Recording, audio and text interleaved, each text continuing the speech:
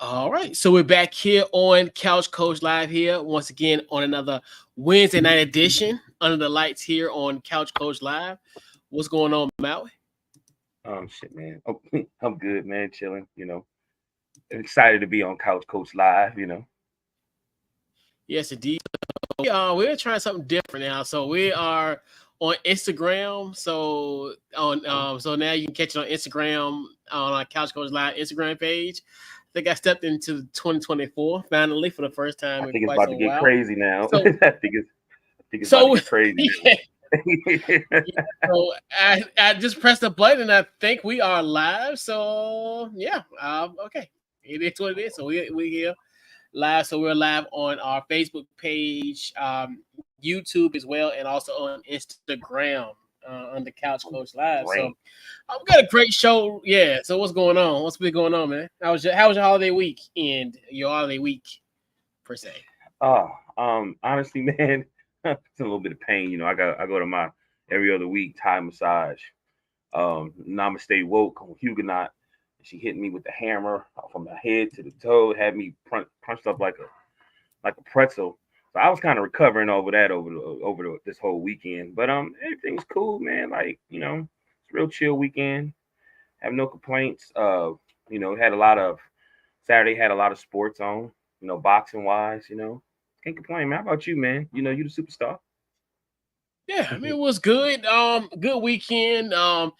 Went down to Myrtle Beach with the family. It was good, man. Just a good kind of getaway. And first trip I've gone in probably the last couple of years without bringing my laptop. So yeah. So I just just chilled and relaxed, man. Just a nice little getaway. Just get out of town for a few days and kind of get back to the grind, because the funny thing about this time of year is it's somewhat of a slower period, but still stuff going on. And then obviously as the days progress, we're less than 3 weeks away from the first preseason game coming up. So in NFL, college football is on the horizon. So it's a lot going on. And and we got for sure. So we got a good show going for you tonight. So we'll talk about some two signings in the NBA. Obviously, DeMar DeRozan heads back to the West Coast. He goes home in a way, but not technically. So we'll talk about DeMar DeRozan signing with the Sacramento Kings, and we'll kind of talk about pretty much how we look at the Western Conference as we do our power rankings, as we'll discuss our top 10 teams post free agency, post draft, and what have you. At this point, as it's constructed as we record here live here on July 10th. And we'll also talk about Cade Cunningham re-signing his deal with the Detroit Pistons. He signed a 5-year extension. We'll talk about that. And then also we'll talk about the Eastern Conference. Could this potential re-signing of Cade Cunningham can put the Detroit Pistons in our top 10, our top 10 power ranking list? I like to tease that, but let's just keep it a buck. They won't be there. They'll be probably they'll be more likely in the Cooper Flag sweepstakes more so than in this top 10 list. So Detroit, I'm sorry, but hey, it is what it is. So yeah. So we got a great show lined up for you tonight. So what we're going to do, we'll kick that intro and we'll be right back here on Couch Coach Live, and we'll be right back.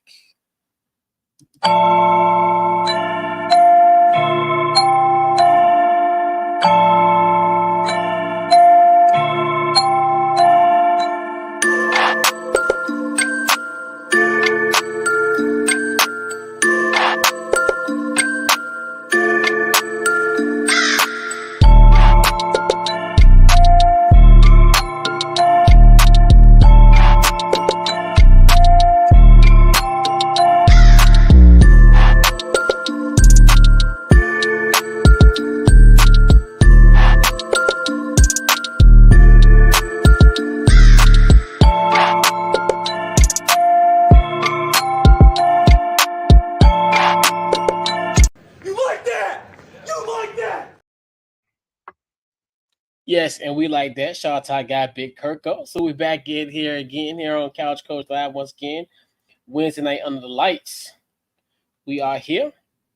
So and this week's Couch Coach Live is powered by SeatGeek. Head over to SeatGeek.com. Use our promo code Couch Coach to get yourself $20 off your first purchase. So obviously we got baseball games going on, NFL tickets definitely are on sale. So why not go ahead over to SeatGeek, use our promo code Couch Coach, get yourself $20 off. So let's talk about DeMar DeRozan. So DeMar DeRozan, the former Chicago Bull, is now back on the West Coast. He signed a 3-year, $70 million contract and a sign and trade deal with to go to Sacramento Kings. So, Mal, what's your thoughts on DeMar DeRozan heading west? What you got? I'm happy for him. What was it, like 4 years, 70 or something like that? 3 years, 70. Okay. Yeah. I mean, this is his 15th year. I was looking up his stats. He averaged 22, 4 rebounds and 4 assists. He plays a lot of games. Like, he don't get hurt much. So I think that's a good pickup with him. I think Fox and Monk get hurt a lot, so I hope they use him in different ways so they can stay, they was one of the year before last, what was it, 2023, they were one of the best teams in the league, and then last year, they made it to a play-in tournament. Yeah, lost, unfortunately. Yep. Right. So, I hope I think they got him. They re-signed Monk. And I think they're about to get someone else from what I've seen. So I'm happy for him, man. I think really, it's really, how do you feel? He's been a Chicago Bull for a while. I will say this before I let it go. I'm happy for him. He's back home. Well, he's in Cali. He has a great coach. Fox will have some more help. And I hope that I lost my train of thought, but I hope everything work out for him. You know what I mean? But you being a Chicago Bulls, I really want to know how you feel, because you know what I mean. I mean, I think it was bound to happen. I mean, obviously, we kind of knew that DeMar DeRozan essentially didn't want to be there, obviously, and then I think you look at even in that signing trade, as we talked about it. You want to see what you're gonna get out of Chris Duarte. He was one that came out early on, especially in his NBA career. You thought there was gonna be some flash of some greatness there. Obviously, now he's just been tossed around in the league. And crazy thing, he's 27 years old already, so it's crazy how time has flown. But I mean, when you just look at it from the standpoint of, I look at it from the Sacramento standpoint. I mean, they complete like their trio in a sense. This is one thing when you look at a Sacramento Kings team, or this anywhere where you look at with Sacramento now, they're solidified themselves. Obviously, you look at they have 3 legitimate scorers. Obviously, the guard and De'Aaron Fox, the wing with DeMar DeRozan, and also Sabonis as your big. So you have a legitimate trio in the in the Western Conference. And DeMar DeRozan, in a weird way, he's had one of those kind of a strange careers where, I mean, I don't think people really realize he's like, I want to say like he's a top 30 NBA scorer of all time. Like, if my memory serves correct, because I think he just passed like Larry Bird not too long ago. I think it was Larry Bird. I think he's like only like a couple hundred points away from Stephen Curry. Him and Stephen Curry are like neck and neck when it comes to career points. So you look at that, and then also in a weird way, DeMar DeRozan has became Unk status. I know we talked about like as far as a lot of duos that LeBron James has faced, as far as father and son duo. Now DeMar DeRozan adds to that. Obviously, he was a teammate with Anthony Carter. Remember those years? Anthony Carter at that time played for the Toronto Raptors. Him and DeMar DeRozan was teammates. And now his son, Devin Carter, is now with the Sacramento Kings. Just got drafted. So DeMar DeRozan is on Unk status. So, I mean, but it's a great deal for Sacramento. I think definitely puts them in the contention in the Western Conference for sure with this move. Right. That's great, man. Like, let me ask you a question. Did y'all trade to get him, or he came there? I think he was signed as a free agent. He was signed for. Okay, that's why I didn't. Because I always felt like he was kind of like traded, you know. And I felt like this might have been the first time he could say, "Man, I want to go where I want to go." You know what I mean? Mm-hmm. But yeah, man. Quietly, it might be one of the best moves. I hope that they, you know, have different options for him so he can really stand out. You know, I feel like he hasn't really. I felt that first or second year when he was in Chicago, when he really was showing his his mid game, like it was standing out that he was using the mid game more. But I just felt like I think since Lonzo got hurt, I hadn't really seen that as much. If that made sense, you know what I mean? Yeah, because you don't have the facilitator. Yeah. So yeah, you had a facilitator. That's the thing that sucks about. And I felt like, and that's why I think, like, you know, me, you know, being with the Lakers, everybody was kind of like, man, I don't know. And I really started thinking about it. I was like, actually, he would have been perfect because, I mean, he's been in the league 15 years. You know what I mean? So he definitely been close to trying to get a championship. So I'm sure he got that mindset. It's like, I want to win a championship. You know what I mean? For sure, yeah. Yeah, so DeMar DeRozan is the 31st all-time leading scorer in NBA history.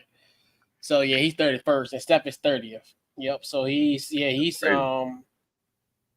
for sure. And I think so he did not pass. Yeah. He passed Larry Bird like a few years ago. I remember. Yeah, it was with Chicago, but yeah. So Sacramento is essentially getting a Hall of Famer, essentially. You know, yeah. So right, yeah, kudos Sacramento for sure.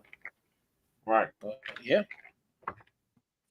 It's weird because I feel like I'm sorry. I feel like he kind of like, you know, like got that Chris Paul feel, where Chris Paul is going to the Spurs to really help them, to also help the coach. And I think the thing about Sacramento, they've been trying to push and make Fox like a household name, and even so, Fox can get the superstar calls that he deserves. You know what I mean?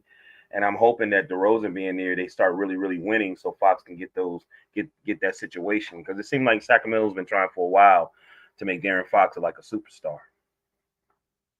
And he'll get there, and that's one thing. But I think last year he was an All-Star snub. I think he didn't make it last year, but I know the previous year. So I mean, yeah, he's there. I mean, he's right there. And then obviously, you know, coupled with those three, you know, now you need that big three, especially, you know, as we'll kind of talk about in the Western Conference power rankings, kind of like how they kind of stack up, and it's like you can kind of see this trio going against some of the guys that that we'll discuss in our Western Conference power rankings, which we'll do that now. So basically, this is just a fun exercise that we'll be doing. So essentially, we're just gonna go over our top 10 teams, post free agency, post draft, post, you know, pretty much essentially like that. So what we're going to do, we'll name our first 16. So we'll do our playoff teams who we think are going to be bona fide playoff teams, so 1 through 6. And then what we'll do, so you'll give your 6, Malway, I give my 6, and then you'll give your 4 playing teams. Then I give my 4 playing teams. All right. So Western Conference, who's your number one team in the Western Conference? I was trying not to be biased as much as I can and not hateful, but I gave OKC, Phoenix, Denver, Minnesota, the Lakers, and the surprising, I put the Spurs. All right. So 6 is the Spurs, right? 6 is the Spurs for you. Number 5 is Lakers. Who's your 5? Lakers. Okay. Lakers. And then 5th was the Suns, right? No. They were 2nd. Who's your 4th? My 4th was Minnesota. Okay. And then who's your 3rd? Denver. Okay. So mine's obviously, mine's number one was OKC. I definitely think bringing in Hartenstein and Caruso would Yeah. definitely help solidify what was already the number one seed in the Western Right. Conference last year. So you look at that. Number two, in a strange way, I got the Dallas Mavericks. I definitely think the acquisition of Klay Thompson going to Dallas will definitely help them. Because even if you get that production from Klay, if you can if he can still put up 17, 18 points a game for Right. the Dallas Mavericks team, and now Right. another year with Kyrie and also with Luka, and I think Luka, I've seen a lot of him in Game 4. That's kind of suggested, hey, he might turn over a new leaf potentially, because if he played like he played in Game 4 and he does that for a 7-game series, coupled with an improved, with a Klay Thompson there in the rotation, they definitely once again could compete to go back to the NBA Finals for sure. Right. I look at the Wolves. I think Anthony Edwards has solidified himself. I think in my personal opinion, as a top 10 player in this league for sure. You add in a guy like a Joe Ingles, who I think he definitely. I know we talked last week as far as slow mo going to Golden State. Golden State, yeah. In other words, his replacement in a sense. And I think he's a better shooter in my personal opinion. So I definitely think they need a guy like that. I think, so Joe Ingles will definitely help with that. Number 4 would be the Denver Nuggets. In most cases, I think if they were, the only thing that concerned me is that loss of KCP. Even though I know they got guys to step up, obviously I know, like, as far as I know, Christian Braun is going to be the guy they really want to step up. And I think they've made it evidently clear, obviously losing Bruce Brown last year and then now KCP, it just shows you, like, essentially they have, quote unquote, have groomed Christian Braun to step up into that spot. So I look at that. The Kings, I definitely think, as I talked about it earlier, we got a DeMar DeRozan. You got a 3, that formidable trio. They can be, they can be a team that's definitely affordable in the Western Conference. So I look at that, like I talk about it. You can't go wrong with 3 big time scores in your primary positions. You got a guard that can score. You got a guy on the wing. And you also got a guy in the your center position. And Sabonis. So you definitely look at that as a team that could definitely be there. 6, in a weird way, I say the Pelicans.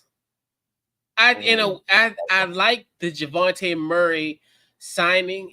That's a good signing for them. I think definitely give them some another scoring option there. I do hate that they lost Valanciunas, aka Uncle Travis, looking like Travis Kelce.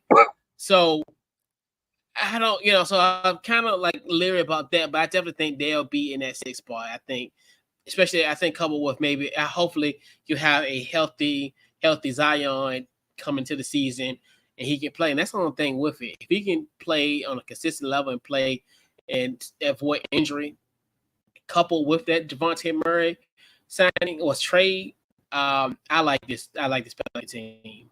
But yeah. Right. All right. So Mal, who's your play-in teams? Who's your 7, 8, 9, and 10? Who will be in that mix for you? I got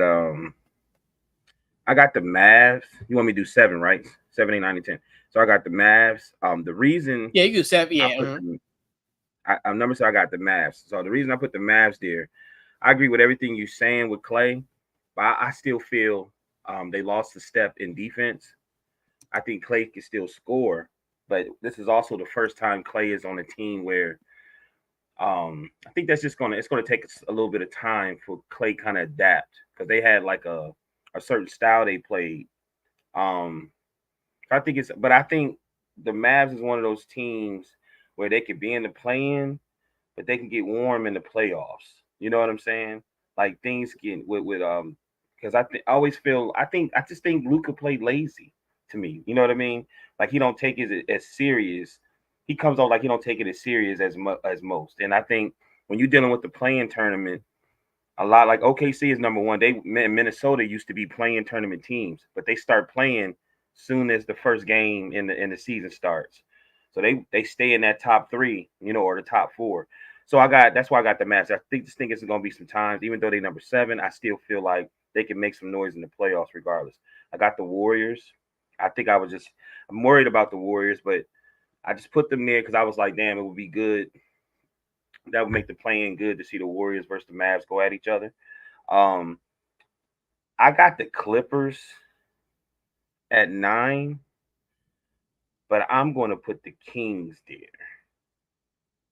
I'm gonna put the Kings there because I forgot about Sacramento, and for all the reasons, I feel like new team, a lot of new players. Um, you know, uh, I just want to put them there. You know what I mean? Because I forgot the West is really tight now. Looking at it, because they could easily be where Phoenix at. You know what I mean? Um, and I put Houston here, Sure.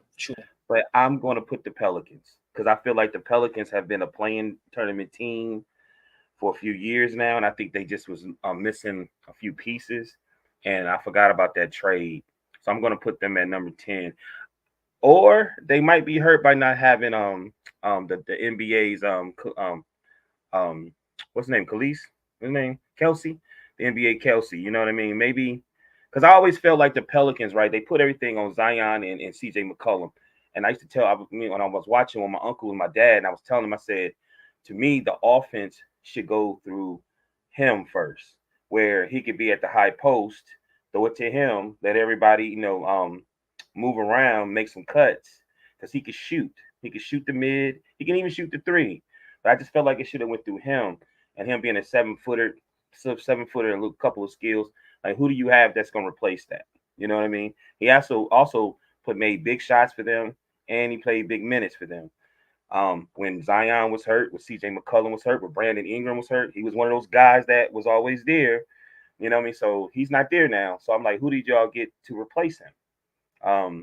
So I think that might hurt them a little bit. So I'm gonna give the Pelicans at the 10.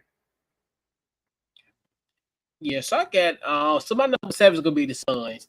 It's kind of one of those where I still can't with obviously you have Kevin Durant, Book, and Bradley Beal. Right.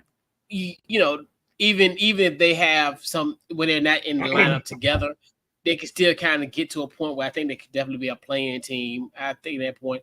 The Warriors, I think, especially now getting a Buddy Hield, I definitely think that that's the Clay replacement in my personal Right. opinion. So that's where you Right. really replace Clay, and he's definitely So you look at that, and that's one of the things where it's going to be really scary. And also we'll talk about this now, July 10th, because I know that a lot of people, as far as the Lauri marketing, is going to be potentially a trade piece for Utah, and potentially he can either go. I know there a couple spots. I know they were saying he can go to Utah, not Utah. He can go to Golden State or San Antonio. So I think whoever gets him gets in this mix. So I definitely still, Right. regardless of that, I still think the Warriors would be the 8th seed. The 9th seed is probably, I think I had the Lakers. I had the Lakers at the 9th seed Mm-hmm. in here. So I look at it from that standpoint. And then the Houston Rockets. I think they'll round it out. But that's the thing about the top 10 because it's so many, so fluid. Because still, I want to see what Memphis is going to do now with John Morant coming back. Because now, as they reported today, he's pretty much good to go as far as his recovery and everything. So I see Mm-hmm. what that Memphis team is going to do. I'm curious now having John Morant back, and now especially I think because even they were on the road when he came back, and then obviously once he got hurt, that's when everything kind of went back downhill again. So Right. they're another one. So I think the ones who are on the fringe for me is going to be the Spurs and the Spurs and the Memphis Grizzlies. The Clippers, I can't put them in there because like like what happened today, to me, it's a foreshadow. I think what's going to potentially happen. Obviously, the reports of Kawhi Leonard not being a part of all of the USA basketball team as somewhat as a Mhm. precaution, which mutual sides, Team USA and also the Clippers, made that decision in a sense. But to me, that's just a foreshadow. To me, it's kind of one of the things where it's literally a warning to let you know Kawhi's not going to be effective next season. I mean, this shows you, and we know he's had that history. So, Right. and now without a Paul George, Right. it's going to be tough for them to crack this Don't top 10. So, yeah. don't he kind of look like he ain't even there? Like I was watching him on vacation and seeing him at the fight, and even when he was training, he looks skinny. He looks really really skinny, and he just looked like he not. And even though he don't really show no expression, but Yeah. he almost seemed like he's not there. He seemed like he a different Kawhi. Like to me, He's I emotionless. kind of feel like they might have should have gave Paul George that money. You know what I mean? I feel like I think they really might have should have went on ahead and gave him that money and probably let Kawhi go. Yeah, but the only thing with Kawhi, he's always kind of been there. When I know, obviously, that's to kind of bring up his, his story and everything. But ever Hmm. since his father passed away, he's really Right. kind of been that way in his sense. So yeah, Kawhi always has been like, you know, I remember they showed him like in the Western Conference Finals that year, and everybody was all hype, and he's just sitting there. But that's just his emotion. That's just how he rolls. But yeah, today just really with that news, it's like Hmm. it's it just lets you know this situation is not looking good for him as far as basketball wise going forward in the 2024-2025 season. I mean that Right. you know to a point, even the whole thing of where they've been trying for weeks. Like to me, okay, was there a setback? Like, cause to me, like, cause he was in Costa Rica 2 weeks ago. He comes to Las Vegas and we think everything is good, and then all of a sudden, because I don't think we talked about it on the show, but I'm like, I was even questioning why he was even on the team. I mean, because I knew something like this could potentially happen because of the fact of just his injury history, and then now you think you got to travel to Paris, so the traveling as Right. well, and then all these condensed because you got to think about it, they got to play like a couple of games up until like I think they leave like maybe the 21st or 22nd. So they playing a lot of games. I'm playing like 5 or 6 exhibition games before they even start. So it's like, that condensed schedule. So yeah. So Right. yeah, that's why I love the Clippers out of this equation for Well, we sure. had already discussed that maybe him and Embiid um maybe shouldn't play because of their injuries and maybe they needed to heal. You know what I mean? Um, Yeah. so but I felt like even in the All Star game, if y'all go back, you see um, Kawhi, LeBron, AD, they was kind of on. They didn't even really play the second half of the All Star game. They kind of sat there. Steph played. You know what I mean? He was playing a lot too. You know what I mean? But you can kind of Yeah. see they kind of like in some type of way. This stuff. This may mean a lot to them. But isn't the new arena supposed to open up this season? Yeah. Yep. Over the August. Yep. Next month. So Yep. for me, Yeah. like I don't feel it's weird because I feel like he would be trying to build a team. Like you would think in free agency he'd be really he would have been really trying to get a lot of people, a lot of names in there and say, hey, we really about to start this new, especially with this sorry show they got out. Um, we're really about to start a new Clippers, new Clippers legacy. And Yeah. I mean you got Harden and Yeah. Kawhi. That And might be Andrew a Kawhi. 75% Kawhi Leonard. You know what I mean? Ty Lue out Yeah. there coaching. He's still coaching now. you know, Oh yeah, he just got an coaching extension. Yeah, USA so he's gonna team. be there for a minute. Yeah. Yep. So I'm not mad at that's the Clippers crazy. saying, "Nah, Kawhi, nah, you need to get your." Somebody should. Right, honestly, though, I feel like finally somebody stepped up and said, "Kawhi, you need to chill and you need to get your body right." Yeah. Yeah, but to me, I always and I almost feel like it could did it suffer a setback because for me, it's like I would have made that decision before he even got to Vegas last week. Because you think about Right. it, They just got there last week. They just got there Saturday. No, Right. we had Friday or Saturday. So to me, that's where I'm kind of like, okay, what has changed? Like, why did you allow him to even go through this whole process, this week-long process, and then to shut him down? Like, you should have just shut him down before he even went to Las Vegas. So Right. that's where I'm like, so I mean, yeah, it's a smart move for the Clippers because they got money on this man. So it was like, of course, they wanted to make sure that he's good, and like you said, like I was saying, as far as that, just the whole the wear and tear of it, and all these exhibition games between now and the start of the Olympics, and then that condensed schedule once you get to the Olympics and you're playing, in that tournament style type of format where they can be playing pretty much every other day or so. So He looks skinny yeah, to me though. Like I was watching him shoot free throws. yeah, Matter of fact, at the fight, I think it was a Tank fight, so that was a couple weeks ago. People didn't even know who he was. You know what I mean? Because especially because of his hair, they thought he cut his hair. They didn't know who he was. Then I was watching him when he walked in. And then I was watching him. That seen some stuff where he was on vacation, and he seemed slimmer than usual. yeah, yep, Now seriously, like I don't want to say scary, but he's always been.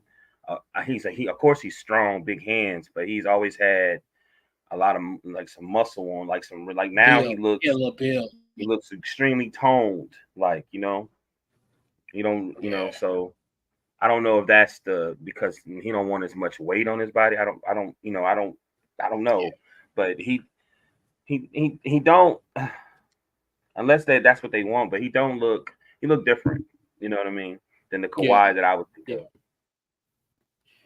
yeah, but yeah. So the day was really telling of all that. So it's like then it shows you like how you can't really even put any stock on the Clipper season, unfortunately, because of just of that. So who's to say? So So who do you think they should have mhm. replaced for Kawhi? Do you think White is good? You think they should have got somebody else? I, I think Derek White is good. I mean, I know a lot of people say they should have bought like Jalen Brown potentially. I think Jalen Brown might have been the best, but I definitely think you need like his defensive presence. I think that's cool. Like I think when you look at it, because when you really think about the production of Kawhi Leonard, I didn't really think he was going to be effective on his team anyway. So like as Right. far as I just knew, it's just as far as how I knew his injury history and what have you. Um, Probably if in a perfect world it would have been Jalen Brown, because obviously considering the fact you should be joined with your other teammates, with your other three teammates that are on this squad. So, but I do like Derek White. He'll definitely who he goes against guard wise, and he's good defender as well. So I definitely think he will get the job done as far as defensive assignments. That team, I think that's what they really need on this team, especially a good perimeter defender like him, because obviously you got your scoring. And like we said, if Embiid plays, it's a wrap, because that's Right. really the guy who can really take it home, more so than anybody on this team. You got an Embiid and he's healthy. Yeah, you can pretty much give us a gold medal I think that's why for sure. Embiid even playing because of his health, and he got a chance to be on like a dream team because he's always been hurt. You know what I mean? Yeah, Always been hurt, man. But I was listening to a few people today, and they was like, if they feel like, and I kind of feel like it too, like Embiid, Kawhi, and I think somebody else had some type of Halliburton, because they had their injuries and kind of hurt their team, then maybe they shouldn't be in there. Maybe they should, you know what I mean? Because the NBA got some great players that actually can replace them. You know what I mean? And yeah, I understand that too, because a lot of them, they was hurt in the playoffs, man, and it hurt their team. You know what I mean? yeah. But I think if they're healthy, well, why not? I mean, if they're healthy, because obviously we know Halliburton with the groin injury, Right. with that. So I'm like, if he's good to go, and then this, like I said, this, and like as the world is starting to get better basketball wise, this might be one of our last true Right. opportunities where we can really be confident to the Olympics and say, hey, Right. we can win a gold medal. But but honestly, who I really wanted them to have potentially, if it was possible, if the rules allowed it, I think Cooper Fleck would have been great. But obviously, he can't be in it because obviously he's in college. So you can't have a 17-year-old kid playing, and playing for the for the USA men's basketball team. But yeah, he would have been perfect. But it's here or there.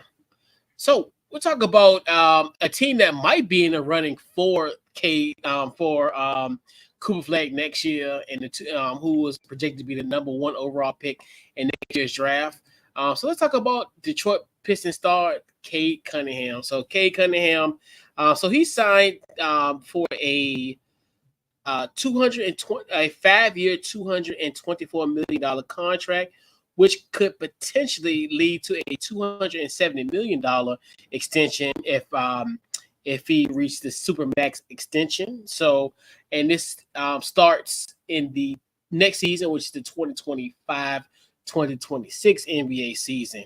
What are your thoughts on the Pistons locking up Cade Cunningham? Well, it give you some confidence that their star player is gonna be all in. You know what I mean? Got his money. With this, with JB being there and getting Tobias Harris, and Harris really hopefully be able to play.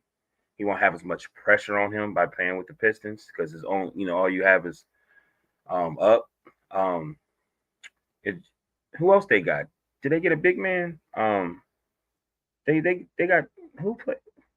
Anyway, bottom line is I think they're gonna be okay. I think with JB being coaching there, hopefully the Pistons don't mess this up because they've been like tearing up coaches. You know what I mean? I mean, me and you was having a discussion because they were so bad, and I was like, man, I know you saying this dude was rookie of the year. I'm like, man, I'm trading him, getting some pieces. I won't get me some veteran pieces, man. Send him to a team that need a star like him. That probably would help him and help. You know what I'm saying? And you was like, nah, they're gonna have to give up some stuff trying to get him. And hey man, they I guess you knew what you was talking about, coach, because they kept him. You know what I mean? I'm happy for him, man. NBA, they it seem like they paying people. I would say this free agency, a lot of people got paid. You know what I mean? A lot of people got paid pretty decent. You know what I'm saying? So yeah, I ain't knocking. For sure. Even Tobias Harris. Yeah, get your money because get your money. Right. And it's gonna get even worse come next year because once they finalize the TV deals and so it's about to be the land of milk and honey essentially, something for these guys. And sometimes you wish you were born in a different era and you stuck with the game of basketball for real. Right. And I mean, I look at this deal as Detroit had to do right by their player. I mean, obviously, I think you look at him, he is, the cornerstone of this franchise. He's the face of this franchise, and you just have to give him with pieces. It's just one of those where you're hoping like Trajan Langdon, he comes in, and obviously him hiring JB Bickerstaff.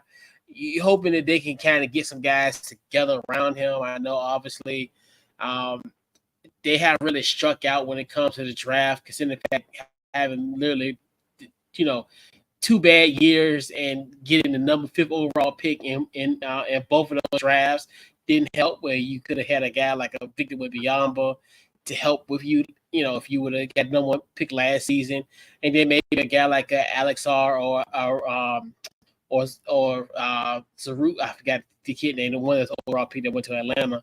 You could have had those type of guys in that rotation. So you just want to see how those young guys develop.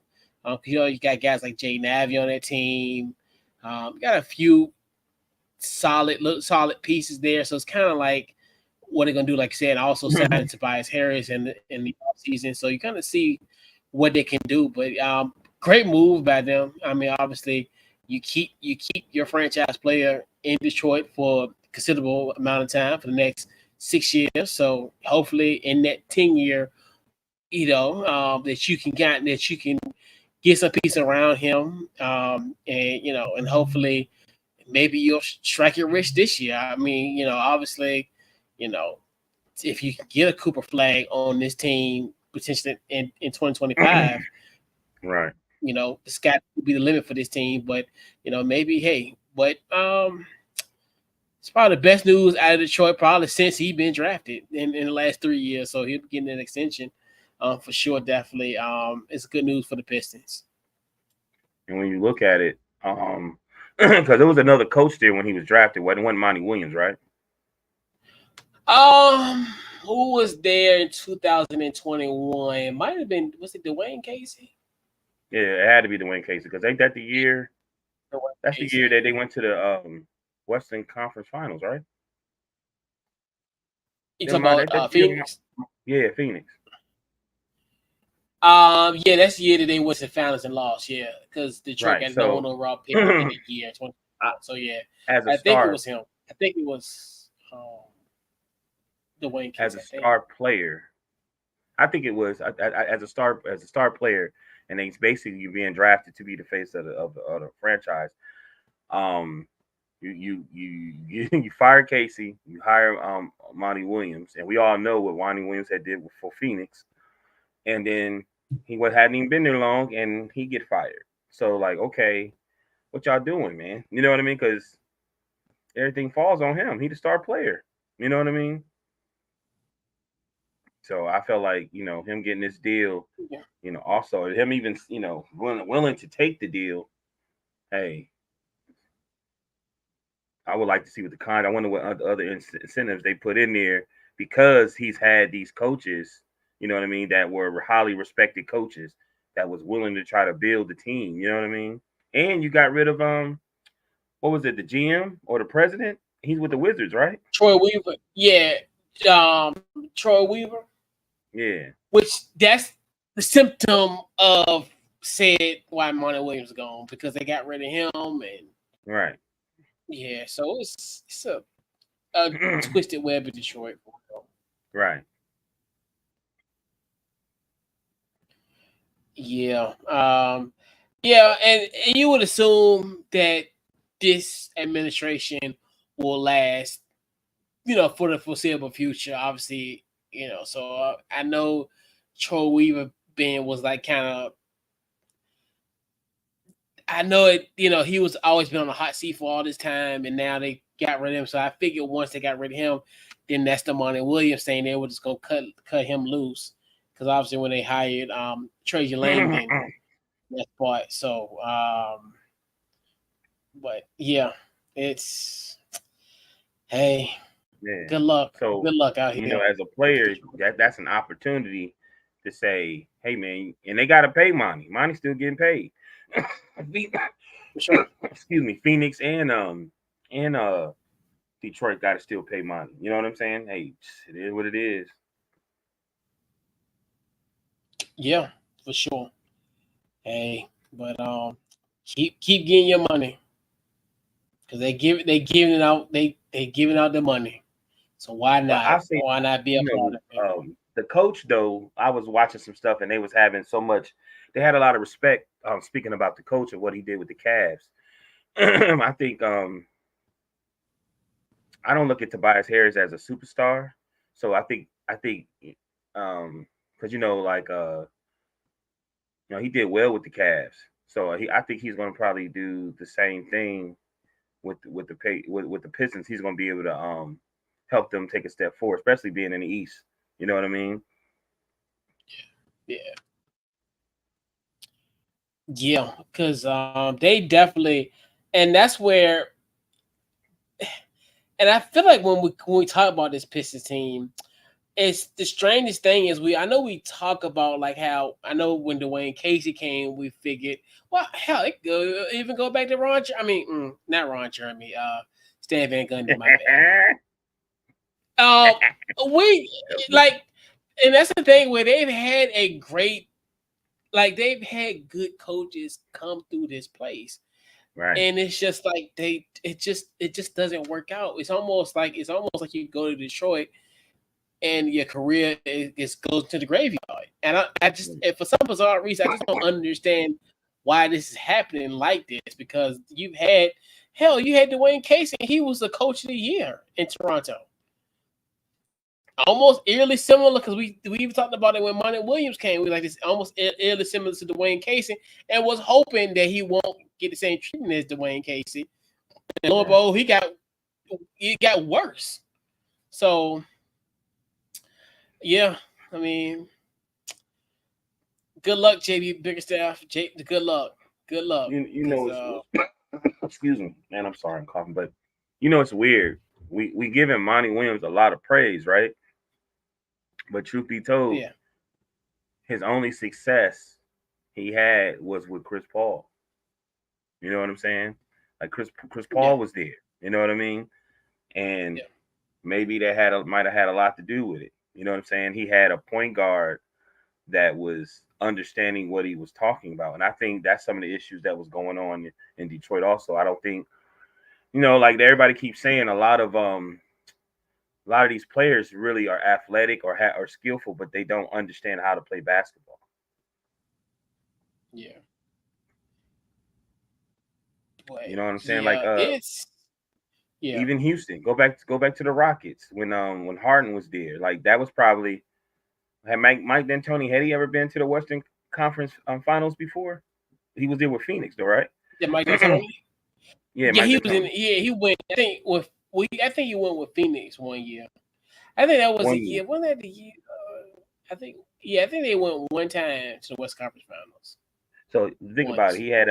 He had a highly respected point guard in Steve Nash. You know what I mean? That you clearly can control the floor. Chris Paul did the same thing, so that, I guess that, and I'm gonna tell you the truth. JB, JB, the coach for the Pistons right now. How you say his last name? I don't want to mess his last. If I can call him JB, but Bickerstaff. Bickerstaff. So when he was with the Cavs, remember Garland went to the All-Star game. He was an All-Star, and a lot of it because how the offense was. You know what I'm saying? And how it was set up for him, where he can score. He had complete control of the floor. He really a two, but he was able to put people in position, especially himself, to win. You know what I mean? And maybe that was the issue that Monty was having with the Pistons, where he didn't have a veteran or a mature-minded point guard.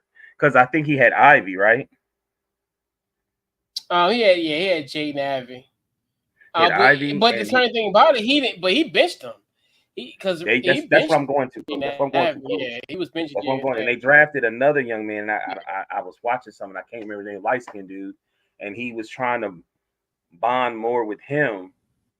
But I think bond more with him, and he was saying something about Ivy. He was saying that, he was, how they talk. Them coaches talk about people don't want to work, don't want to learn, don't want to do this. They got to put in the work and blah blah blah.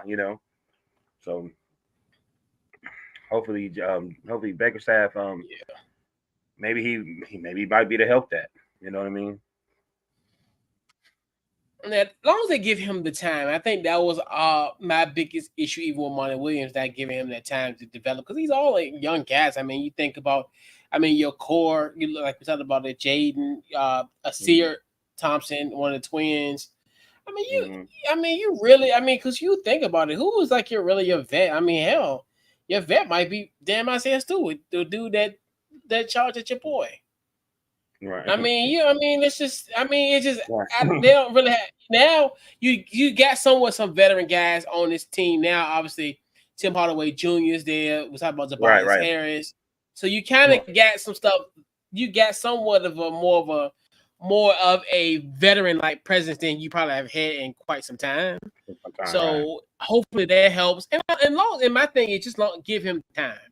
Don't think this, don't think in 2 years he's going to turn this Detroit Pistons team around. He's going, and I hope he gets the same type of.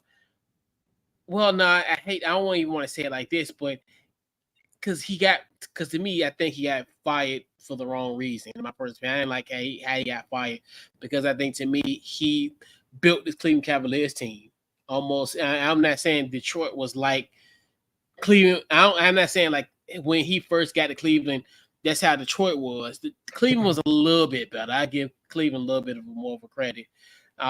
So I just hope they give him time. That's my biggest thing is give him time and just don't do him dirty like they did him dirty in Cleveland. Thing they did in Cleveland, they got them ex Brooklyn Nets, and they had like 2 7-footers. You know what I mean? I think they still had Larry Nance at the time, and somebody else. They were big. You know what I mean? But yeah, man, like Jared Allen. Yeah, they had Jared Allen. It was somebody else. I can't remember. But bottom line is, like I said, Cleveland might even been better. LeVert is he get hurt a lot. You know what I mean? I think if but yeah, I don't know, man. I hope the best. And I was thinking well, about that. I said, yeah. you know, I was thinking like I said, damn. So now it makes sense. Kenny Atkins going to the Cavs because I think JB did so good with the Cavs that he might be the one to actually be able to help the Pistons actually come together and help them move forward. Because really, first thing you can do, get to the playoffs. You know what I mean? That's the main thing. Get Cade Cunningham, hopefully, make him an all-star and get them to you got opportunities, man. Make it to the playing tournament. That's just effort. You know what I mean? And that's just the truth. Yeah. Like when you really think about it, you get 10, it's 10 teams. On the East, it's just effort. He's so silly, man. Because as we go through this Eastern Conference power rankings, you'll really realize, damn, like the East is really top heavy, but when we hit the bottom, we hitting the bottom. I've got so many reaches from like Me 8 too. to 9, and it's just like 8 to 10, and it's just like wow, like the bottom is not as far as we think. Like I mean, I can even make a case for even some teams that are like at literally the basement, the crawl space of a house to get in in that play-in. It's that crazy, and I'm almost gonna think like I'm thought to myself like there might be a team that probably wins like 30 games could be in the play-in. Like I mean, it could be a team that lost 50 games in the playing tournament, like for real, like multiple. Like this year was just as bad with Detroit. With Chicago and Atlanta, or horrible, Right. horrible. But so we'll do the same like we did the Western Conference. So what we're gonna do, we will discuss our Eastern Conference rankings. So I'm gonna go with you first. So you do your first 6. So that'd be your shoe-in playoff teams. So who you got in your Eastern Conference? What you got? You wanted me to go from 6 to 1 or just 1 to 6? 1 to 6, yeah, 1 to 6. Okay, I got you. My first pick is on the 76ers. Of course, healthy Embiid, Paul George, Maxey, Ibra. Like they get easily, it's a no-brainer. 76ers. I think Embiid is the best player in the East. But number 2, I gave it to Boston. Boston did what they were supposed to do. I think they paid everybody. They paid everybody. They got everybody extended. One thing we always had was, are they gonna pay this one or pay that one? They took care of everybody. They did what they were supposed to do. So I'm gonna give it to Boston. Did they add anything? Xavier Tillman. So no, They re-signed him. Other than that, right. Yeah, they re-signed him. Yeah. I'm being nice, but I gave the Bucks number 3. I'm giving. They got another year to play together, and Doc will be there full season. So we'll see what next. And then they got Darvin Ham there also, which I think is going to help out. He probably going to be able to translate a little bit to Giannis a little bit more. And then at number 4, I got the Knicks. The Knicks got, they got draft picks, and I think they build more. They're looking more towards chemistry to me. I think they still small. And what's weird? You don't hear anything about Randall. Like, you would think you'd be hearing like, oh man, they're gonna trade Randall, or I haven't heard anything about that. You know what I'm saying? So it's looking like they're gonna figure out a way that they all gonna be able to play together. You know what I mean? So I got the Knicks at 4, I got the Pacers at 5. Now the Pacers, they just got Wiseman. They got Wiseman, right? Yep. Mm-hmm. And so, which give them a little bit of height, but they really didn't do much either. I know they signed extended Pascal, but that's really it, right? Yeah. So I got them at 5, and I got Orlando, especially getting KCP. I felt like Orlando, they played with a lot of effort. They star player, he's been balling since he came into the league. I think they re-signed or extended the brothers, or some of the family members, the 2 dudes. The Wagner, Franz Wagner. Right. Wagner. Yeah, Franz. But I always I like Orlando because I like their effort when they play, and I felt like to be in the playoffs, I felt like they needed a veteran player, and they got KCP. Now I don't know, I can't sit here and say KCP is a leader. I can't say that, but I know he's done played he done played for a few teams. He's got 2 championships. He played for top teams. He played for sorry teams, and I feel like he's going to be able to help those guys on that. I think that's going to be a big step up for them. So that's my 6. Yeah. So my number 1 is going to be the Boston Celtics. I definitely think what they've done, obviously, re-signing Jason Tatum to the deal, and I just think they head and shoulders is the best team in the Eastern Conference, in my personal opinion. Number 2 has got to be the 76ers, obviously, the addition of Paul George, Caleb Martin as well, too. And honestly, as I see here, July 10th, I think they have the Rookie of the Year on their team in Jared McCain. I think he's going to be somebody who I think are definitely going to play some quality minutes. I think he almost going to maybe almost like a Tyrese Maxey type of clone in a sense. Maybe not the 25 points per game type of score, but he's going to be somebody who in his rookie year, first year, you're going to see some flashes.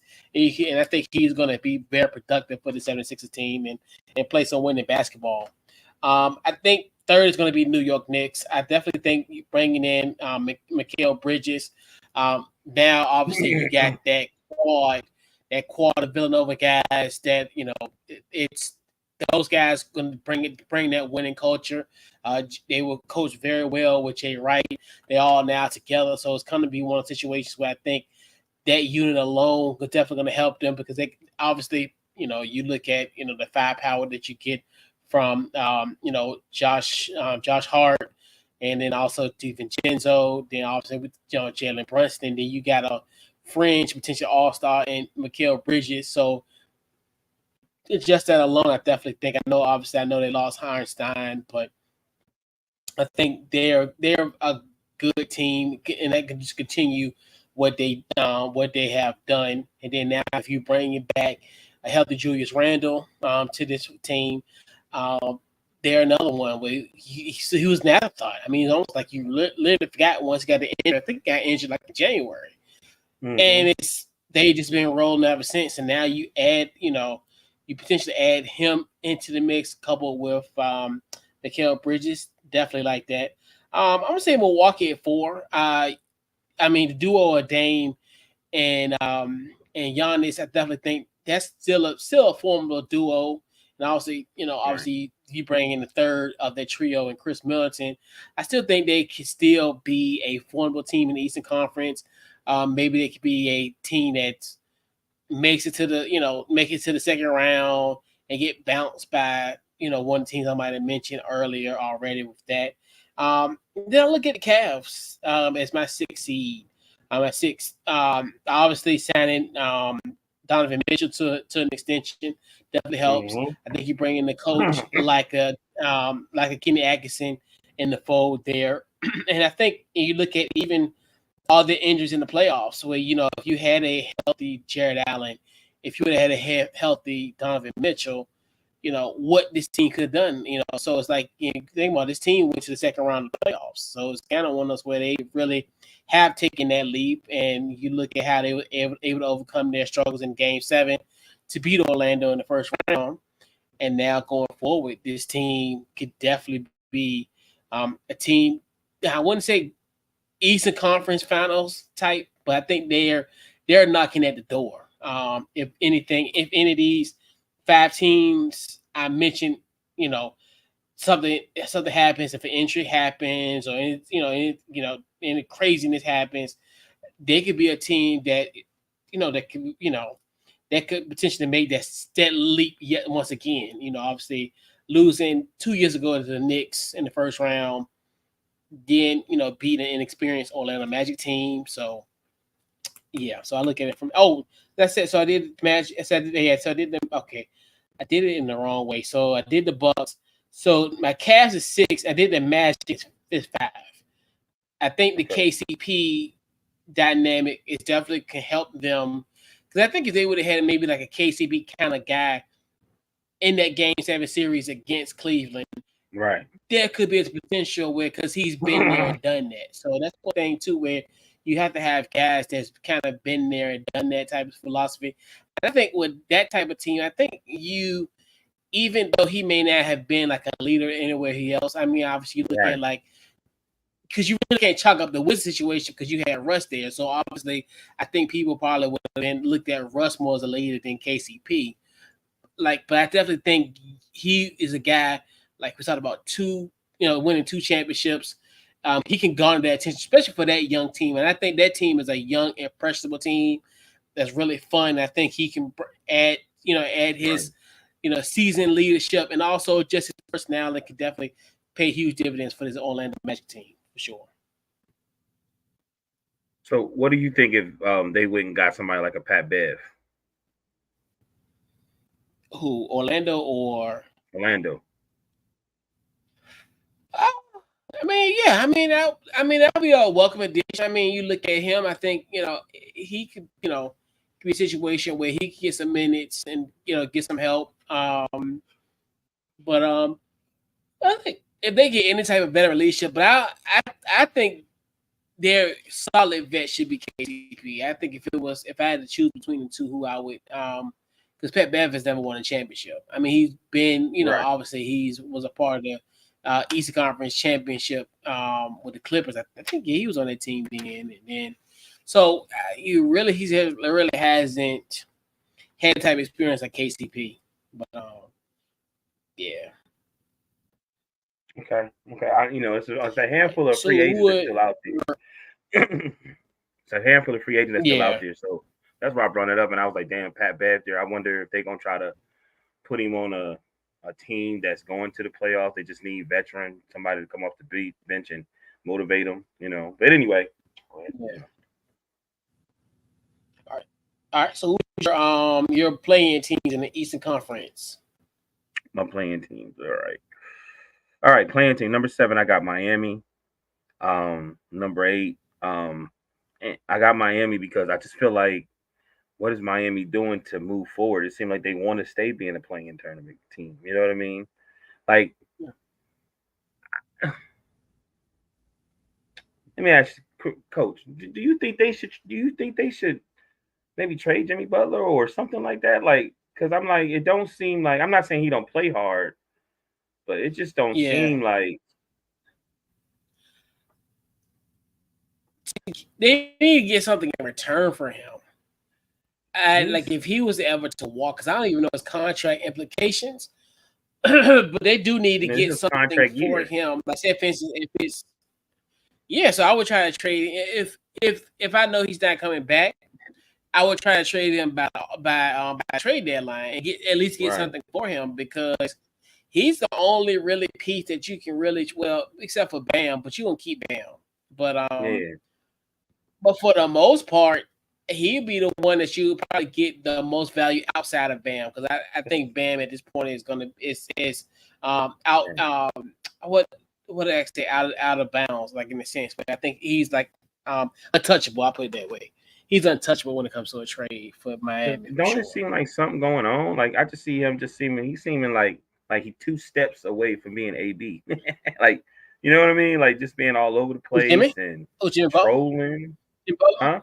Jimmy Butler. Yeah, like he Jimmy just Butler. seeming Yeah. a little radical. Like you know what I mean? Yeah. He is like, and even Pat Riley said, I don't even know if he's trolling. So I'm just like, even Pat Riley got went to. Like what's going on? But that's what she does though. But in a low key way, that's what Jimmy does. That's on brand for Jimmy. I mean, Right. think about it. This So dude that then came in 1 year with extensions in his hair for media day, and then the little comb out 1 year. So it's like, yeah, that's what Jimmy does. And then the whole thing of, you know, you the whole thing with him and Cameron Brink, and you know, some about how he looked good in green and was it purple and gold or something like that. All kind of, he do all kind of stuff. I mean, so yeah, that's on brand for Jimmy, and that's one right, thing where it's like Pat Riley kind of stomached that, right. in which he's just dealing with it. So I got Miami at 7 for those reasons. Um, I got 8. I got the Cavs. 9. I got the Hawks, and at 10 I got the Wizards. Something in me is saying that the way the Wizards is some of the pieces they're getting, they must be trying to come up with something that they're gonna be able to make a little run. Yeah, especially now bringing like Alex R, and who knows what they can do with Cal Kuzma. You Right, got Jordan Poole, and you got right, Valanciunas. right, So right. yeah, a So lot. I mean, even it's for a lot of stuff there in DC. right, Yeah. so even for SARS to say that because I really wanted him to go to the Hawks. I think if he went to the Hawks, I think Murray still be there. But for him to say he didn't want to work out for them and he goes number 2 to the Wizards. I was like, man, what they got cooking up in DC? You know what I mean? Like what they got going on? Like for him to say, hey, I want to play for the Wizards because they're gonna build around me. I just thought that was like for real. Like you know what I mean? Like Yeah, you need somebody like that. That's where it's like, yeah, you want somebody that wants to be there. That's wants to that's be the there, that's the right? goal. Yeah, he wants to be there. So yeah, for sure. That's And what to you me, want, Cal especially the way the Kuzma Wizards have been as of late. Cal Kuzma's putting I'm hearing his name. I'm like, bro, I think you should sit. I think you should stay because y'all. That's why y'all got there to rebuild the team. I think you and Jordan Poole, y'all might have a little might be able to make a little run. Yeah, and yeah. Jordan Poole, he got to rebound because last year was awful. Last year was just terrible. Yeah, it was Last year was terrible. He got terrible. better towards the end though. Yeah, but yeah. So I think, all right. So these are my playing teams, and it's weird because like it's still like it's top heavy, but then at the bottom it's gonna be the bottom. So this the Pacers in a weird way. Like I still think maybe obviously they made it to the East Conference Finals this year. Also bringing the guy like we talked about earlier, James Wiseman. I definitely think he will. Uh, you hoping that this will be a solid situation for him. I thought Golden State was going to work out for him. That obviously didn't work. I thought Detroit was going to work for him. Now we really want to see. This is going to be the real case study for James Wiseman. Now he'll have a guy like a Rick Carlisle that help develop him. You'll kind of see, and this type of culture that the Pacers have. Will he be a part of it? I can kind of chalk Detroit up as Detroit being Detroit, and there's like it's always been a revolving door when it comes to guys in that organization. So he's been now. This will be his second quote unquote stable home. Obviously, Golden State, obviously was stable.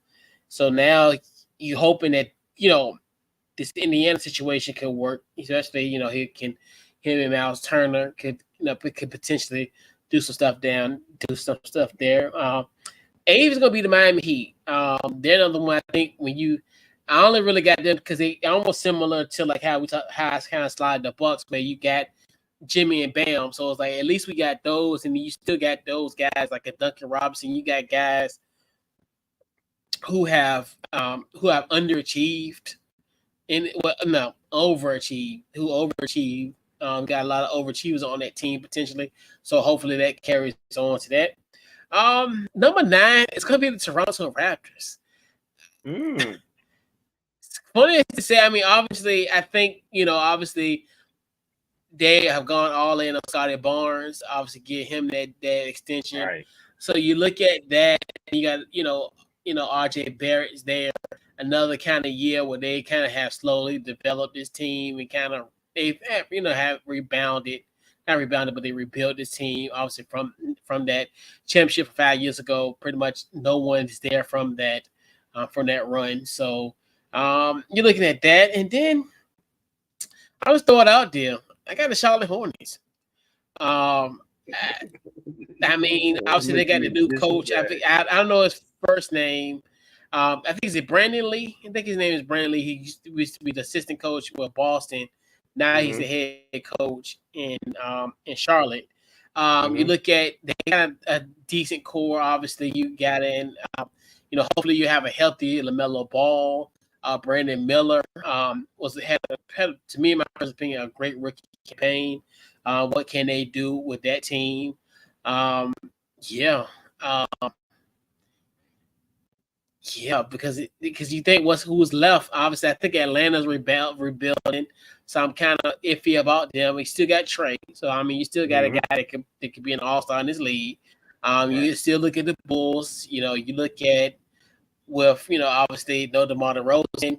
You do got a guy in Josh Giddey, but potentially there could make some waves there.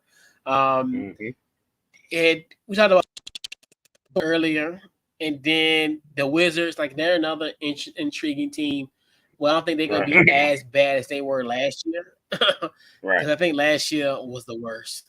But but yeah, I think around my power ranks gonna be the Hornets. I think Hornets would be a team that potentially could make the play in. Yeah, but I think his name is Brandon Lee. I think that's their new head You know, coach. The, it's so weird once you watch other podcasts and then you start doing your research and you start seeing like the Lakers and some mistakes they made years ago and how eventually they didn't recover from it. They might have a chance to recover from those trades or those decisions, but they still end up making another one. And then the same with the Warriors. Like, truth be told, George, it's no way, regardless of what Draymond Green, what Draymond Green did to Jordan Poole still should be with the Warriors. You know what I mean? Like, if they didn't draft Wiseman, I forgot who they said they could have got, and they still could have LaMelo got Jordan Ball. Lamelo. All right, yeah, they could have got Lamelo LaMelo Ball. Ball, and their style of play, right? Their true style of play fit them. You got Lamelo Ball coming in, and you could have got Jordan Poole too, which is basically, if you really want to put it out there, you got a Livingston and you got an Iguodala, like, you know what I'm saying, or a Barbosa that's coming to your team that you're drafting, and you didn't do that. You thought, well, let me get some height. No, y'all should have just kept playing y'all style. Everybody was Yeah. adapting to you. You know what I mean? And and it's just you messed that up. You know what I mean? And so, like, Yeah. even as a player, like Jordan Poole has a reputation now. So they benched him. As bad as the Wizards was, they benched him, right? he comes back to Golden State. He get a standing ovation. You see what I'm saying? And you can look at him and tell that Yeah. it bothered him so much because, like, when he was playing the Lakers, he was balling his butt. He was Jordan Poole. You know what I'm saying? Like, Jordan Poole is Yeah. nasty. He scores his ass off, but you know, it's just funny when you start learning. You listen to these NBA players based upon the decisions they're making, how they're opening up about the life being in the NBA locker room, dealing with contracts, how they try to um, do their business. Say, I told them this, but they were like, nah, like, with negotiations and things of that nature. And you like, damn, that's crazy, man. Just like the Pistons not drafting Carmelo, right? And you think about it, everybody, they should have. I was like, maybe they shouldn't because they had Larry Brown. Larry Brown didn't like young players. You know what I mean? It might have messed Carmelo up. You know what I'm saying? Like by him going to playing for Denver Yep. might have been the best thing for him. You know what I'm saying? So it's Was. just weird, as we talking and you start paying attention, you start remembering things and you hear them talk, it's like, oh, that makes sense. I just think they need to do better, exec wise, presidents and GMs. I think they really need to do better. Yeah. And I think and I did do a mistake. So it's Charles Lee's the coach of the Hornets. Okay. Yeah, but yeah, I think when I think that's where I think people look at potential. And I think when you look at James Right. Wiseman when he came out, you look at the size and you just look at he Right. was going to be, and I think that's where a lot of people have failed to realize, like, not seeing what's out there now compared to, okay, because I think a lot of these GMs look at guys and say, like, okay, who's going to be the best player in 5 years? Right. Because that's why I think they looked at it from that standpoint of James Wiseman. Because, like, I think to me, I thought, you know, even though they could have got Ant, but they Right. could have got LaMelo Ball. Right. So it's kind of one of those where I think when they looked at, okay, well, and they were still a team that was still that still had championship aspirations. So it's Right. kind of one of those where they want to see what was fit for them at that particular time. So yeah, it's kind of one of those things. That's why the draft is so tricky when it comes to that Right. type of stuff. Where it's like people, and then a lot of people look at just like the physicalness of a guy, and Mhm. and they don't really think of, okay, well, this guy actually could help me now, not 5 years down the line, or this person, they take a gamble and say, well, this guy will be the best player in 5 years. But I mean, that's like everything. You don't know what can happen down the road in 5 years. Somebody, they're on the surface today, they look like it, but Right. when we talk about 5 years later, because we can probably make the case somebody who was in that 2019 draft who people thought was going to Right. be good today, but it didn't Right. ever pan out. I think they didn't get LaMelo. They didn't want to deal with his dad. I think they didn't want to deal with his father. Possibly. I'm just, possibly But because if you draft him, if you feel, you could have traded him somewhere. You know what I mean? Who wouldn't want to get I LaMelo guess, Ball? You yeah. know, And especially at the time when he was healthy. I give you one more. We go to Shaq and Kobe. I remember them. They were saying, they traded Shaq, and everybody like, why would you do that? And they were saying Phil wasn't coming back, and they was like, well, I want the team to. I want to run up and down. I want to run up and down the court. I want it to be more like Showtime. So we're going to be invested in the Kobe. And even now, I'm still sitting there looking like, well, Showtime was magic. You can't get Showtime back. Showtime is magic. Magic made that Showtime. You know what I mean?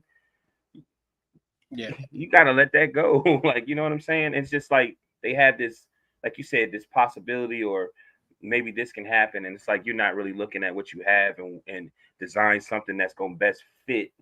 And really, what it was, the best fit for them is Phil Jackson and his offense. You know what I mean? That's what made them Yep. successful. It's Yeah. crazy. Exactly. Yeah. Well, yeah, that's what teams do. They always kind of rely on the pass, and you even look Mm-hmm. at, like, with Golden State, where I think that's another perfect example. You literally got rid of Jordan Poole in favor of Draymond Green, and then you Yeah, look at, like, now you look at Clay, where Clay, that's why Clay gone, because Clay was like, look, all these people getting paid except for me. And right. I get from his standpoint, I don't know if it's I can from if his he's too. right in this. But I mean, I understand where he come from. I mean, yeah. Me too. So that's And but that's what, like, with Golden State, yeah. right. I also And that's feel the like issue now with Golden State. right. I also feel like, no offense to Draymond, I might be tripping. I almost feel like you kind of was rubbing, your kind of. I know you're trying to come off empathetic, but you're almost rubbing his face in it. Like, you know what I mean? Everybody know But yeah, you got paid. By them paying you, they was not going to pay him. You know what I'm saying? And now, yeah, yeah, regardless of what anybody say, I always say, as long as them three are playing together, they have a chance to win the championship. So when he fully was able to play in 2022, They won a championship. Didn't nobody think the Warriors was gonna win? They did not think that, and they did. You know what I'm saying? And they did. And I'm just, yeah, yeah, yeah, and that's where like they kind of held on for them, for longer than they should have. In a sense, I think last year should have been the year where everything kind of went crashing down. But I mean, and I think they looked at last year's situation where they thought they were going to be in contention again. But I mean, that's the thing about all the type of stuff where, in hindsight, it's 50-50. And I would give Mike Dunleavy credit. I always said when he took on his position, and I talked about it last week, where I mean, he took on a huge task. I mean, he's of this team where you look at, because Clay, you think about, they've been on, the three of them been together for what, almost 11, 12 years. So something was going to happen, and I know Mike Dunleavy Jr. had to make some tough decisions. So I'm like, I give him a lot of credit, like, for what he's doing. And it's going to be a hard job for sure. That's what it was, Coach. They could have had KD still. You know what I'm saying? I think it was something like they picked Draymond. They could have still had KD. You know what I'm saying? It was something like that. Well, he wanted to go though. He wanted to go. Why? You know exactly what it is. It's like, okay, I won y'all these two championships. I'm final MVP. Both times, and it's like y'all kind of like treating me like I'm still an outsider. You know what I mean? And it's funny that I'm talking about it because this is what the Warriors do. Like they've been doing that since Mark Jackson. You know what I'm saying? They have their circle here, and then Mark Jackson, get you out. Okay, they still got the circle, put Steve in there. Okay, and then Iguodala, like he was like, man, I'm when I'm in practice, I'm paying with team B or something like that. We're dominating, and I'm like, bet, man. I know I'm gonna start, and they like, nah, we can win a championship with you coming off the bench. That messes money up. So he made these sacrifices, and he one of the main ones. Done wrote books. Done went to Miami. He done did all this stuff, and then he came back. When he came back, guess what happened? He ain't played much, but he was also coaching on the bench. They won the championship. You see what I'm saying?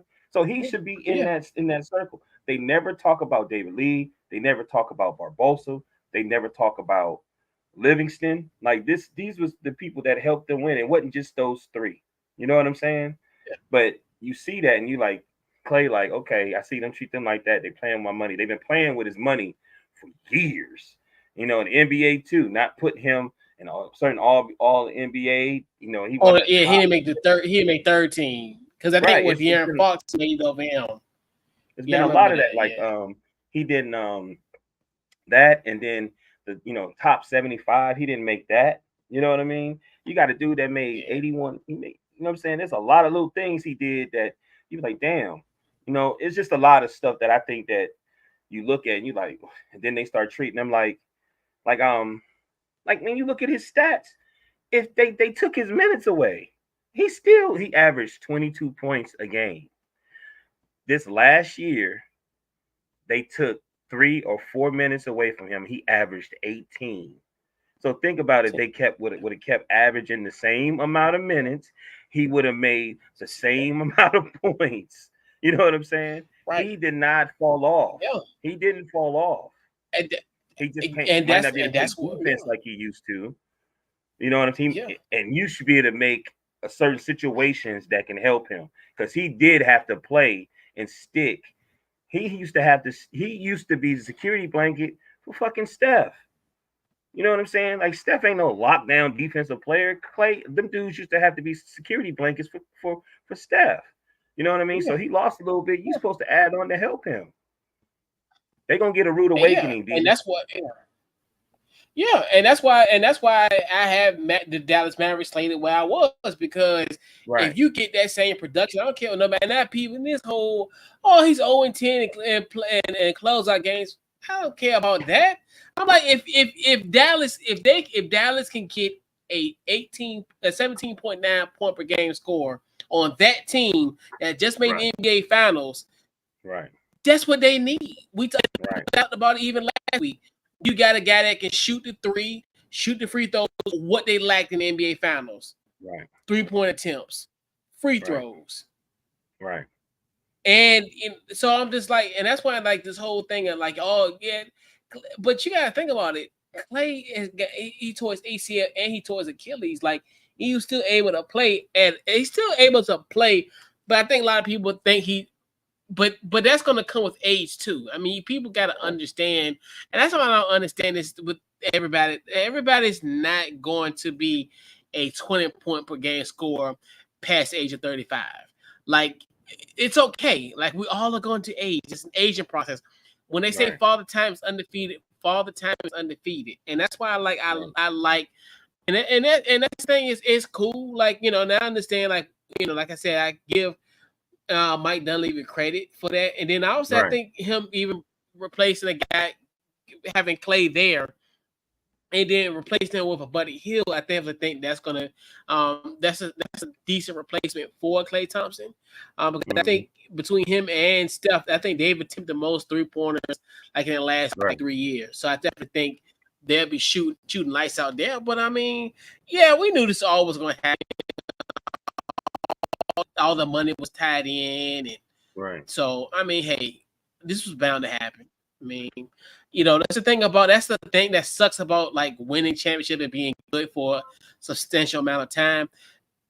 That stuff is going to happen. That's why it's so tough to win, and that's what makes the league good because of the parity. Because we don't have like the Boston Celtics of the past, where they dominated in the 60s, in the 70s, a little bit of the 80s.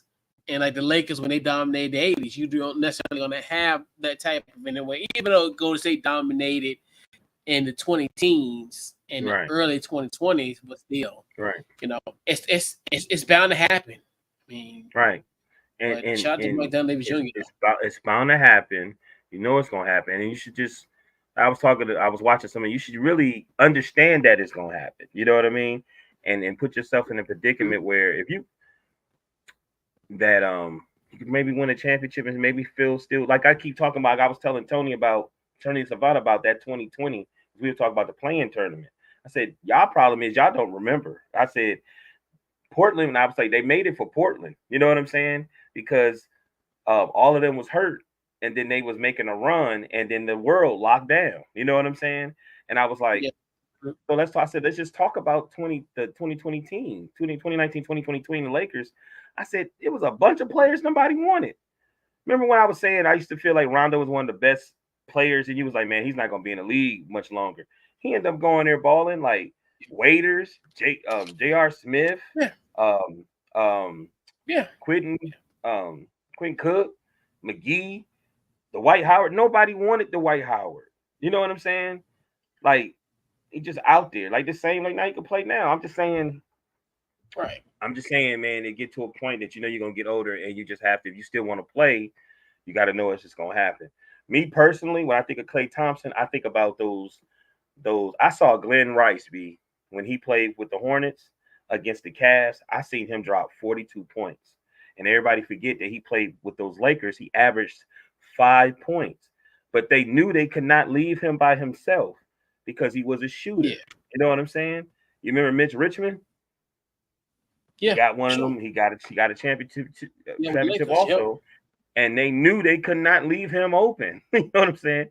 Because he was a shooter, and that's what Klay Thompson's thinking. He's like, hey man, you got Luka, penetrating. You got Kyrie jumping in, and they know where I'm at. You can't leave me. You know what I'm saying? You can't triple Luka or Kyrie. You can't double. Because if you leave him open, most likely he's going to make that shot. Yeah. And when them threes start rolling, it's hard to catch up. For sure.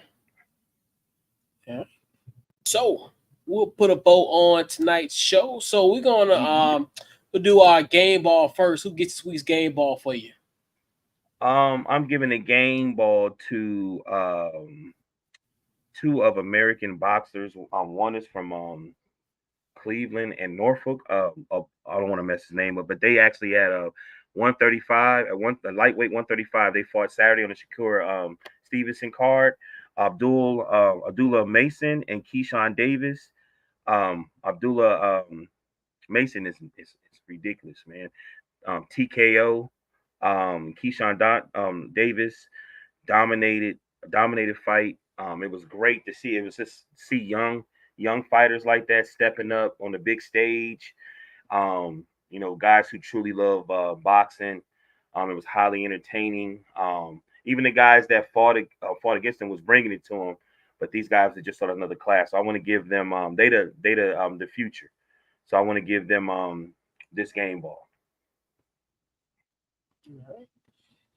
All right, so I gotta give mine to Angel Reese. Obviously on Sunday she broke the record for most double doubles in WNBA history. She surpassed, I think it was Candace Parker's record. Now it was on Sunday. Right. Now today, she once again had 11 points, 13 rebounds, and a 78-69 win over the Atlanta Dream. So now she's currently her 14th consecutive double-double. Definitely huge shout out to Angel Reese. What a feat. And, the Rookie of the Year, the Rookie of the Year race got a little bit tight turn. Right. But yeah, definitely huge shout out to Angel Reese, man, in the Chicago Sky. Right, man. Funny thing is, I almost did. I said I knew it. I said I almost did that one. I almost did that one. Yeah, I was giving my game ball. I was like, I got a feeling he gonna do it. That's what's up though. Congratulations, man. Yeah, for sure. All right, final thoughts before we head on out. What you got? Great show, man. Gonna watch this Team USA game tonight against Canada. Just watched the Bronny James game. 3 points, 5 rebounds. I think a few steals or something like that. You better be ready. He better be ready for Friday. Yeah. It's big. I'm happy that Gilbert and them is gonna be there, and Gil helped train him. So I'm hoping Gil talk to him, man. You know what I'm saying? Like, man, this is when you need to show out. You can be all you can be your daddy, man, but sometimes you gotta be your mama too. Like, you know what I'm saying? Like, what I mean? Go out there and say, man, the hell with everybody and show out, But yeah, man, great show, man. You know what I'm saying? Great lineup and everything. Yeah. So, before we head on, definitely want to send my heartfelt condolences to the family of Kyrie Jackson, AJ Lighton Jr., and Isaiah Hazel. Obviously, Kyrie Jackson was a 4th round pick by the Minnesota Vikings. Those 3 gentlemen were victims in a 3-car accident, and definitely want to send my condolences to the family, to them as well, man. It's just very sad and just sobering news, and just always a constant that we're on borrowed time, and regardless of what you are, age, we're all on borrowed time, and my hearts, my thoughts, and just prayers to their family, and definitely a tragic situation that happened on Saturday morning. But yeah, for sure. Word. Sending love and power and strength. Word. For sure. All right. And then social media. What you plug social media? What you got going on? DT Morgan 78. Instagram, Deshaun Morgan, Facebook. I'm on here with Coach either Tuesday, Wednesday, or Thursday, whatever fit. You know what I mean? I'm actually starting to be a normal on Tony the Savant, maybe like once a week. You know what I mean? We haven't got a set schedule yet, but but yeah, man, appreciate being on the show. Love it. You know what I'm saying? Anniversary, what, next week? Yeah. Next week. Yep. I think about it. What day? Yeah, today's 10th. Yeah, next week. Yep. Yep. I think what I got, social media, Facebook, Twitter, Instagram, under Couch Coach Live. The website, couchcoachlive.com. Let's see. And then also podcast, you get it Apple, Spotify, wherever you get it. And also, you can check out the podcast on couchcoach.com. You just go simply under the link on the podcast, and you can check out all the archive podcasts from the past on there as well. So, yeah, man, this wraps up this week's show. And we'll catch you guys next week, man. And we're out. Welcome.